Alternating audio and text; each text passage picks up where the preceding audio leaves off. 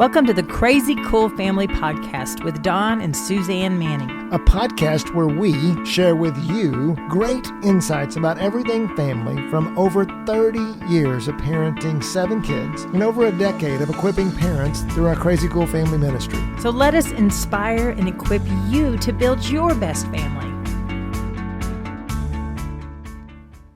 Welcome back, Crazy Cool Families. Today we're continuing our series, 2 Ingredients for the Best Thanksgiving Week. This part 2, originally episode 144, is now episode 323. Last week we shared the first ingredients, and today we'll give you the second one, and it ties it all together to help your family have the best Thanksgiving yet. Ready to dive in? In today's episode, you'll hear about the second ingredient, which is appreciation, recognizing people with gratitude and value. We talk about why appreciation can change relationships and creates an atmosphere of connection. Then we'll get practical, talking about the 5 love languages: words, service, gifts, touch, and time, and how you can show appreciation at Thanksgiving using these tools. We'll give practical examples for navigating the stress of family dynamics and choosing gratitude over everything else. And lastly, we'll have a simple but powerful challenge to share with what appreciation can look like around your Thanksgiving table. Let's jump in together and listen to this series.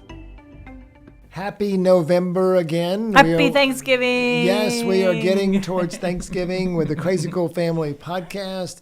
Getting into happy holidays, Merry Christmas, Happy New Year, all these fun things that are happening. It's the most wonderful time of the year. But we are focused today, we are focused today on Thanksgiving. So the part 2 of our...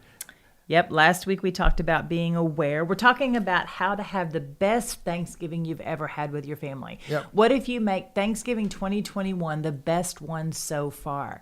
You can't go back. You can't go back and make those better. You can always make the future ones better, but the one that we have right now, the one that's coming up, the one that's just in a couple days or tomorrow, if you listen to the podcast on Wednesday, there you go. How can you make it the best one ever? So we talked about awareness. Well, and and on that point, before we get to our next word, which we promised you last week, it just brings to mind the scripture in Philippians that, you may think, oh my goodness, my Thanksgiving past have been rough. Mm-hmm. Hey, here's what God says: forgetting what lies behind, looking forward to what lies ahead, we press on towards the goal. Mm-hmm. God has forgotten about every bad Thanksgiving your family's had. He's forgot about all the in-law fights. He's forgot about everything. And we are going forward with He loves you and He wants you to have a great Thanksgiving. He wants things. He wants new revelation. He wants new things to be healed. So let's reveal our new word. Get a little drumbeat there. Yeah, exactly. So we had awareness, and now what's our next word? And so this week we're going to just talk about appreciation. And I love that the word appreciation is obviously linked to gratefulness, thankfulness, and that's what Thanksgiving's all about. So define it. Well, and so the act of estimate, I love this. Oh my goodness, I love this definition. It's the act of estimating the quality of things and giving them value, their proper value, their highest esteemed value. We were talking about value. Whose value are we talking about? Well, I think we're supposed to give them God's value. Oh. That whatever God's value, like we might see this annoying 7-year-old nephew that is, we just dread going over there because of the way. He's a brat. Yes. It's, I wish they would parent them better and all those things, or we judge and everything that we do. And it's, my goodness, it's a 7-year-old. But what if you see them through the lens of how God sees them and give them their proper value in the kingdom? And so what do we do with that? We estimate and we give them, and what you do that with through thankful recognition. I love that that's what you said in the notes here, the thankful recognition. And I love that's what appreciation is. It's recognition that is wrapped in gratefulness. It's wrapped in thankfulness. And so when you appreciate someone, it takes the relationship to the next level. I was talking to Maddox the other day, and he said something so interesting. Maddox is our 17-year-old son. Yes, and he said, "Mom," he goes, "I find it really easy to connect with people that appreciate me." And I said, "Well, what do you mean by that? Like, clarify that." And he goes, "Well, it just makes it easier to have things in common with them because they value me, they appreciate me, and they want to hear what I have to say." Well, and versus someone who's critical of you or doesn't think you're- judgmental of you. Yeah, or this doesn't mean like you kind of like flip the hand like, oh yeah, whatever. That's just Or it's just doesn't think you're important. I was in my office the other day talking to a lady that works for me, and I was distracted because I was looking at something on my computer screen, and one thing she says was, "Oh, it seems like you're busy." And I was like, I am very busy, but I'm sorry I'm not honoring you. And but I had a scheduled meeting with her, and so what I should have done is not been on. I should have finished that task, looked her straight in the eye, and faithfully recognized her. And then, she would have felt more important and everything else. And so I think that's a great example of thankful recognition of how we're going to do that. So, so I think that like gratefulness, when we are grateful, it literally changes the experience that we're having. If you go into some experience and you're whining and complaining about it, then it's going to have a negative air about it. Your experience is going to be negative. But if you go in grateful for the situation, I love the way it smells in here. This is so amazing. This is beautiful. If you go into it with, I'm so glad I get to be here. If you go into it grateful, then that is next level. The same thing with appreciation. Appreciation actually just applies to a person. Mm-hmm. And so it's going to literally take that relationship. It's a supernatural relationship bonder is what I would call it. Well, and just think about this. So you've driven 5 hours with the kids in the car from, to get to your in-laws' house. And your pies are in the back seat and you're stressed that they're all over the trunk. Well, your wife is stressed and you're wondering if you're stressed because she's stressed. So I'm going from the male perspective here. Yeah. And so, your wife has a headache. She's had it all day, and it's just a little dull one that, kind of is in the back of her head, just enough to make her slightly annoyed, not totally. And a little grouchy. Yeah, yes, and the kids are loud. Yes. And so, and they're bored, and they're done being in the car.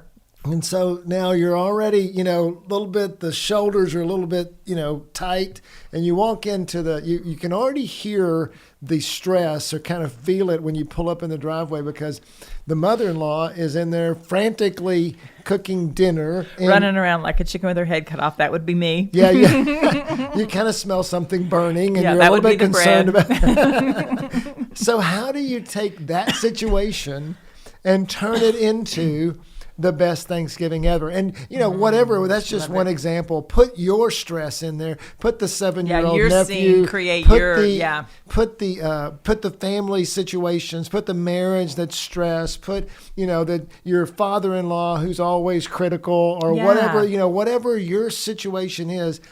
So our question to you is how do you use awareness and appreciation in this case to make it into the best Thanksgiving ever? Best Thanksgiving ever. Yeah. And so we would say, obviously you're aware, you've assessed the situation, you realize your wife has the headache and you realize the mother-in-law's burned the rolls or whatever that is. So you're aware of it. So what do you do now? Apply appreciation. Well, what does that look like? Well, I would say the easiest way to apply appreciation is through the 5 love languages. I don't know if you're probably familiar with those. Gary Smalley's 5 love languages. Gary Chapman. Oh, Gary Chapman. Yeah. Who's Smalley? There is a guy named Gary Smalley, I think, but who wrote some. But I think it is Chapman. Yeah. You're right. Anyway, and so what does that look like? And so let's just kind of go through each one of those, and then maybe even use an example of how that would apply in that Thanksgiving scene. Yeah. So I was, use words of affirmation, encouragement. I just think that is, it's probably one of the biggest things I've changed as a parent, and I've learned it from other people. We were out with a guy just a couple weeks ago, and I noticed how he was so affirming and encouraging to everyone around him. I mean, in over the top ways where we were out fishing and I caught a little bass fish and he's like, "Oh, Don, you're like the Bassmaster." And I was like, "Dude, all I did was catch a fish." It's a wee little bass master. I think you just cussed there somehow. Oh dear. Yeah. So, but it was like he wasn't over the top, but it was very generous compliments. Hey, man, instead of, hey, wow, you made that shot, or wow, instead of, hey, I can help you learn how to shoot better, whatever. And that he was just really good at bringing out affirmations. Yeah, and so goes back to, you got to be aware, you got to pay attention to what's going on, and then you've got to find the good things to say. Like for over Thanksgiving specifically, let me give you a couple things. Say the dinner tastes amazing.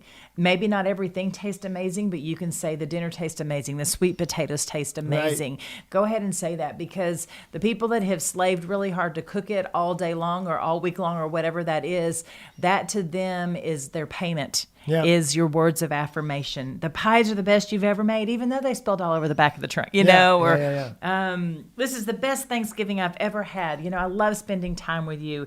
Just any words that you can use that are life-giving, that bring hope, that put courage into, that's encouraging. It's going to change your Thanksgiving. Thing in that when you go into these family settings, really, nobody wants to hear a lot about how negative you think the world is. Oh, gosh. and how negative everything is. If it's just not let's get into the political rants and all talk the things about this, that, and the other. And let's talk about the negativity of the COVID vaccine and the COVID virus. And what if we intentionally chose not to? Yeah. What if we intentionally said, let's talk about encouraging things? Yeah. And so that's good. Another one is acts of service. It's amazing how, our sons-in-laws, for example, that's one of the things I think of is they help out a lot. They just do things and they look out for stuff, and it makes me appreciate them so much. Definitely. And so what would that look like? Offer, can I carve the turkey? Let me watch a YouTube video really quick, because I don't know how, but I'll learn really quick so I can do that. Or I'm going to take the trash out. Are you good with me? Is the trash full enough for me to take out? Or the sink full of dishes? Right. Those things are all very helpful. And then even just a little note to dads. One of the most beautiful ways to serve your wife on a crazy holiday is to entertain the kids, is to play with them and have fun with them. I thought you were going to say massage their shoulders. And feet when it's all done. Most definitely that, for sure. Add that to the list. But to just take the kids and to play with them. The kids love it. The dad loves it because the dad's got fun wound up inside them. And then they're kind of out from under the mom's feet as she's getting stuff together. Yeah, I think this is a stereotype, but I'm going to say it anyway. Don't be a lazy dad. Don't be a cranky mom. Yeah. If you can think about that, so often the dad's on the couch, the mom's thinking he can relax. Yeah, and the mom's scurrying around, and it's just 100 why miles don't we an flip hour. that, and just invite your husband in to help, invite the kids in to help, invite and dads, step up and do things and involve the kids and play with the kids and create, activities for the kids or whatever, so that, and it doesn't have to be the whole time, but, you'd be amazed at what, hey, and a lot of times we don't have work for several days. Mm-hmm. What if it's a time you're just going to sit down and play Legos with your kid, or you're going to play Dollhouse? They'll love it. Put your phone in the other room. Let it take care of itself and enjoy your kids. And just ask them, what? It's so funny. My grandkids now, 2 boys that are in their 2s. Hey, Pops, play with me, play with me, play with me, play with me, play with me. Okay, and if I sit down, they'll be like, oh, this is cool. You got kids like that too, whether they're grandkids or your own kids, just acts of service. Yeah, that's good. So another love language is gifts. So gift giving. And so that's easy to do at Thanksgiving. So our address is 3. And so you can bring a bouquet of flowers. That's a beautiful thing to add to a Thanksgiving celebration. Or a box of chocolate is lovely when it's all said and done, or even a bottle of wine if you want to do something like that. And just say thanks for making a fabulous meal. Thanks for it goes working back so hard to on this. Gifts make people feel thought of. Oh, yeah, noticed. And just and it may be, it doesn't have to be a lot of money. It doesn't have to be anything elaborate. Just a plant, even for or something. Anything that, even a little note. Just thank you so much. Yes. Yeah, exactly. So another, as we go through the love languages, physical touch. Right. Just being willing to, and hopefully we are post-COVID enough that we can go ahead and give hugs. Hugs for everyone. But if you're in a place where you're not comfortable or you're not a physical touch person and you don't enjoy that, then it's okay just to tap. It's okay just to say, hey, just if you take the physical touch and you partner it with some words of affirmation. Thanks so much for all you've done. Yeah. Little fist bump. Yeah, a little fist bump, a little high five. Just we are creatures that are created for touch.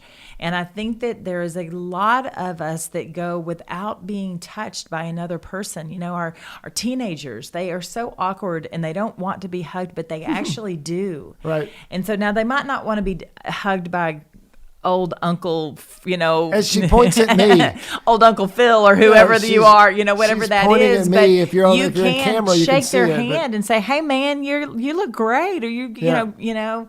And so I just encourage you to figure out a way to. Yeah. And then don't forget the rub your wife's feet. That's physical touch. Go behind that teenage nephew and just give him a big bear hug from the back or something. You can, so many ways you can do that. But what is, even the fist bumps or whatever, we go back to, what are those called? It's thankful recognition. You are recognizing they're in the room. You're, just telling those kids how big, we always talk about how big they've gotten or whatever, but just kind of treating them like adults and engaging them with hey, how you doing? How's your life? Talking to them, the physical touch, because it kind of leads to the last one, quality time. Mm-hmm. And so that feels like that's impossible to do in a room full of people. If you've got a whole, so what I would encourage you to do is to find the person that's sitting by themselves and just go have a conversation with them. We talked about that awareness, being aware of who is where and what they're doing. And then Dawn is really good at this, just making your way around the room and making sure that you just have a conversation with everybody and talking about share with in this podcast what you shared in the last podcast about having a good conversation. Was that in the last podcast? Yeah, form. Oh, it was talking about, it feels like it was in this one. But anyway, so it's the way to start a conversation with anybody. A guy was telling me this the other day. It's form, which is family, occupation, recreation, and money. And just talking about asking them about their family, asking about what they do, and really so cool to ask them, what do you do for fun? Mm-hmm. What do you do for recreation? And so, and just really, the money piece we were joking about, not how much money they have, but just, what do they spend their money on? What are their interests? It kind of gets you into what their interests are. And so thinking about that, how you start conversations. I also want to just say it's okay in a big setting to focus on one person. Mm-hmm. That happens too. We see that happen a lot in our family conversations, that you may see a bunch of different conversations going on, but there's one where they're pretty deep and pretty intense with that, and it's okay in a crowd to get with somebody and to do that with them. And then on the opposite side of that, I'm glad you brought that up. On the opposite end of that, of quality time, is you could also hang out with them and not say a word. Or very few words. Like you could go out in the front yard and just throw the football. Throw the football, or take Dawn will take the little boys out in the backyard and play in the rocks and stuff. And I'm sure you're not having deep conversations with the 2-year-olds. Right. And so it is about the words, but it's really just about the time. I'm just hanging out with you, even if you don't say anything at all. And so that's how you show appreciation. It's go through those little love languages, because everybody feels loved and appreciated in a different way. Yeah, and so, it really is a game changer when you look to, what we said was in the definition, it's the act of estimating the qualities of things and giving them their proper value, of valuing people. We talked last week about awareness, and then it's almost like awareness is where it gets in your brain. Yeah. And the appreciation is where it comes out. Oh, I love that. Yeah, you turn it on and then it comes out. Yeah, and so it's just noticing and then saying and then doing it in a way. And one of the things I want to kind of wrap up with, it's really important, I think, in these family settings to be careful with how you joke with people. and because you may not see these people a lot, or maybe it's your family or whatever, and there tends to be in families a lot of times these running jokes. Everybody's just wanting to laugh. Everybody's wanting a good laugh. But it's usually at somebody's expense. He's got a big head, or or he's got this problem, or he's not, whatever it is, or he stumbles and falls or whatever. Just be careful about, because those things tend to stick and create values and create things. And so sometimes you can be the one that says, but he's also this. Yes. Or you can flip it into something else, and that way you can show appreciation for that person. And maybe it's because in every family setting, it seems like or maybe most family settings, there's the kid that's not quite enough. Yeah. Or there's the uncle who everybody is annoyed with, or there's the brother or whatever. What are you going to do to appreciate them? And show appreciation. I love that, so that everybody else does too. Yeah, and you'd That's be good. amazed at how you create an upward spiral for that person in that family setting versus a downward spiral. And so simply, if you just want to be a game changer in this Thanksgiving, just add, I appreciate you. That's nice, simple. I appreciate you. If you want to take it to the next level, you could say, I appreciate that you made this beautiful feast. I appreciate that you cleaned the house for us. I appreciate that you drove 5 hours to be here. Find something to appreciate about each person in the room and say that. And we give you permission to use the word appreciate if you want to, because You can call everybody Bassmasters. Now, you don't have to because they didn't catch any fish. Yeah. But just going over the top with your appreciation. Wow, this pie was amazing. Just put some inflection in your voice. Put some, don't just, that was really good. Put some pizzazz in there and make it fun. And then you'll find you elevate. We were talking about how do you turn this scene and make it into the best Thanksgiving ever. Bring your game into there and watch you elevate the presence in the room. And instead of being the downer that everybody's trying to overcome, why don't you be the person that's going to bring up your Thanksgiving game, and so it elevates the game of everybody. Okay, so as we wrap this up, though, I want to challenge you to do something that might feel really awkward, and that is to have a conversation around the Thanksgiving table at the meal, either while you're eating the meal or after the meal, where you talk about what you're grateful for, what you appreciate, and have everybody go around the table and say something. And if you've never done it before, it will be awkward. The first few times we did it, it was awkward. Right. And as we add new family members who have never done it before, it feels awkward. We really enjoy watching them being awkward. Exactly. We have a lot of fun with that. But you walk away feeling you feel full from what you've eaten, but your soul feels full of all the good things that people have shared. Because appreciation, it goes back to that. It's sophisticated. It's next level. It's really what helps us connect or bring heaven to earth. And that's what we want to be for Thanksgiving to be about. It's a really good full versus the incredibly painful full of the food full from the pie, that extra piece of pie you've eaten, and all the things that all the bulk of food that's in your stomach at the time. So, yes, I love that. Again, I said at the first podcast that Thanksgiving is my favorite holiday. Right.